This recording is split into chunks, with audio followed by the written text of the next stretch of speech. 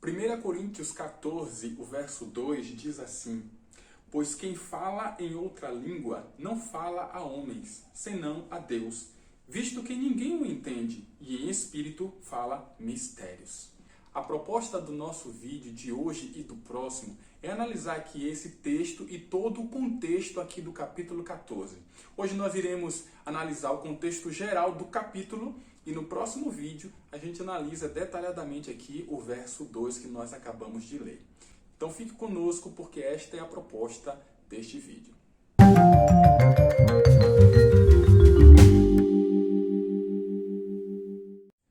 Muito bem, eu sou o pastor Rafael Santos, esse é o canal Transmissão Teológica, seja muito bem-vindo aqui ao nosso canal. Se você já é inscrito, muito obrigado. Se você não é, eu convido você a se inscrever clicando neste botão aí. É só um clique. Aí você aproveita também para ativar as notificações, o sininho. Deixe também o seu comentário, curta e compartilhe aí esse conteúdo com outras pessoas.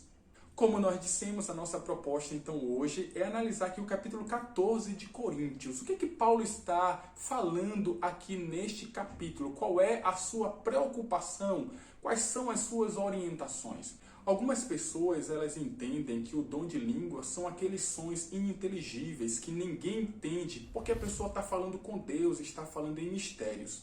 Mas será que realmente é sobre isso que Paulo está falando aqui? Veja comigo o contexto aqui de 1 Coríntios 14. Paulo aqui, na verdade, ele está tentando estabelecer alguns princípios para o uso do dom de línguas. Ali em Corinto estava havendo uma supervalorização do dom de línguas pelo seu caráter sobrenatural. Então Paulo ele tenta colocar ordem na casa, vamos assim dizer.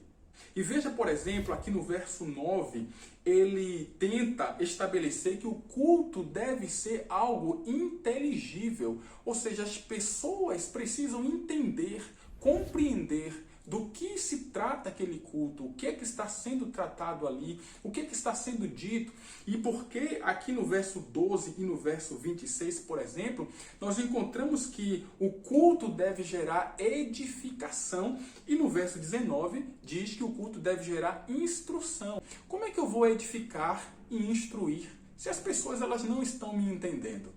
Então fica claro aqui que Paulo está falando da capacidade de falar um outro idioma, uma outra língua, que não a sua materna, uma língua que você não estudou, mas que de maneira sobrenatural o Espírito Santo te deu a capacidade de falar. E aqui no verso 5 e no verso 13, Paulo fala da necessidade da interpretação.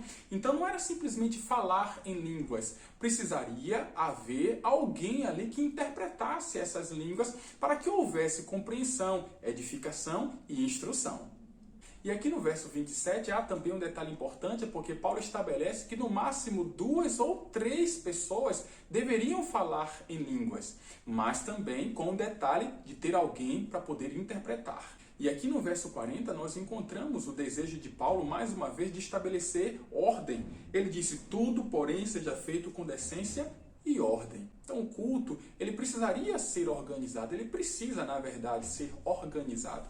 E no contexto em que todo mundo fala e ninguém entende nada, obviamente isso não seria um culto com decência e com ordem.